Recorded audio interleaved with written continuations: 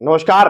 उत्तर प्रदेश की राजनीति इन दिनों जिस मोड़ पर खड़ी है वो केवल गठबंधन की अंदरूनी खींचातान का संकेत नहीं देता, बल्कि ये भी दिखाता है कि सत्ता के भीतर एक बड़ी रणनीति खेली जा रही है। संजय निषाद और ओम प्रकाश राजभर जैसे नेता केवल सहयोगी दलों के मुखिया नहीं, बल्कि उनके बयान और गतिविधियां अब ये सवाल खड़ा कर रही हैं कि क्या वे दिल्ली की किसी अदृश्य रणनीति के मोहरे बन गए हैं। सुगबुगाहट यही है कि दिल्ली और गुजरात लाबी मिलकर यूपी की राजनीति का माहौल जानबूझकर गड़बड़ा रही है ताकि योगी आदित्यनाथ की मजबूत होती छवि को कमजोर किया जा सके। और यह महज संयोग नहीं हो सकता कि ओम प्रकाश राजभर के बयान के बाद एबीवीपी जैसे संगठन जो बीजेपी का ही हिस्सा माने जाते हैं अचानक ही सड़क पर उतर आए और वही नारे लगाने लगे जो विपक्ष का नारा हुआ करता था।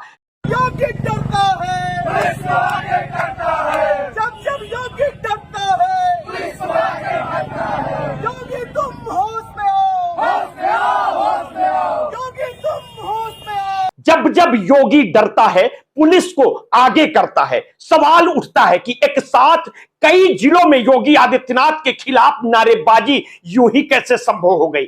यह तब और संदिग्ध हो जाता है जब यह याद किया जाए कि योगी आदित्यनाथ की छवि ऐसी है कि कोई बिना ताकत या समर्थन के सीधे बैर करने की जुर्रत नहीं कर सकता। और यह तभी मुमकिन है जब पीछे से कोई अदृश्य ताकत इस विरोध को हवा दे रहा हो। दरअसल कुछ समय पहले तक स्थिति बिल्कुल उलट थी। योगी आदित्यनाथ को लोग न सिर्फ उत्तर प्रदेश का मजबूत मुख्यमंत्री मानते थे, बल्कि देश के भावी प्रधानमंत्री के रूप में भी देखने लगे थे। और उनके कामकाज और छवि को एक ऐसे आईएएस अफसर ने रणनीतिक ढंग से प्रचारित किया कि योगी पूरे देश में चर्चा के केंद्र में आ गए।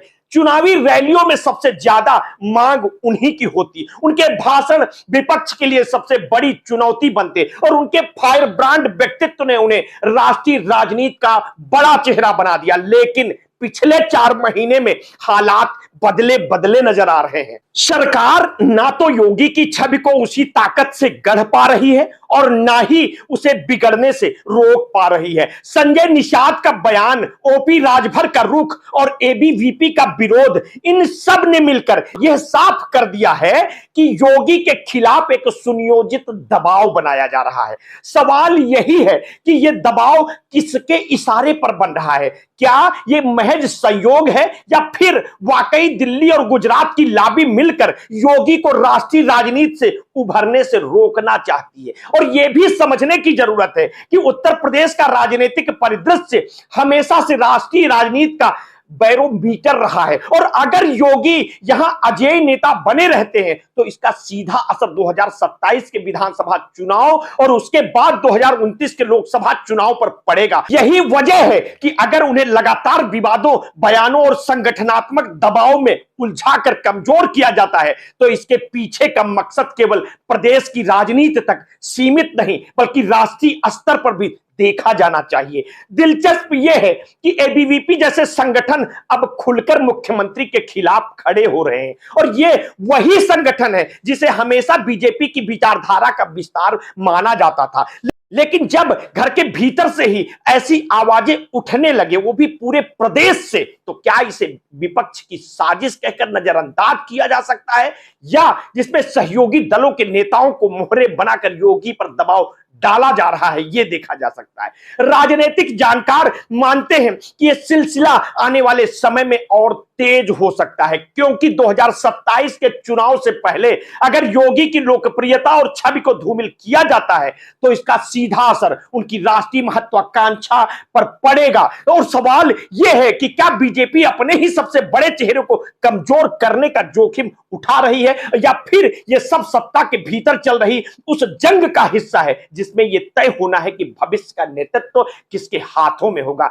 योगी आदित्यनाथ जैसे मजबूत और स्वतंत्र नेता के या फिर दिल्ली गुजरात की लाबी द्वारा तय किए गए किसी नए मोहरे के। और इस पूरी कहानी को लेकर बयानबाजी या व्यक्तित्व टकराव के रूप में नहीं देखा जा सकता। यह असल में सत्ता के भीतर चल रही उस खामोश जंग की झलक है जो धीरे धीरे तेज होती जा रही है। योगी आदित्यनाथ की छवि चाहे जितनी फायर ब्रांड और अजय हो, लेकिन अगर लगातार संगठित ढंग से उन पर दबाव बनाया जा रहा है तो उनके राजनीतिक सफर का सबसे कठिन इम्तिहान साबित हो सकता है। और यही इम्तिहान यह तय करेगा कि 2027 का चुनाव योगी की अगुवाई में लड़ा जाएगा या फिर दिल्ली से तैयार की गई रणनीतिक ही यूपी की दिशा और दशा को तय करेगी। आगे की अपडेट के साथ आप हमारे साथ जुड़े रहिए, समय समय पर आपको अपडेट देता रहूंगा। आपने अगर अभी तक हमारे इस चैनल को सब्सक्राइब नहीं किया तो तत्काल कर लीजिए, बेल आइकन दबाना बिल्कुल ना भूलिए। अपने स्वास्थ्य के प्रति सचेत रहिए, सजग रहिए। और हाँ, आपने कभी भी कोरोना वैक्सीन लगवाई है तो समय समय पर अपने ब्लड प्रेशर की जांच अवश्य कराते रहिए। अपना ध्यान रखिए। बहुत बहुत धन्यवाद।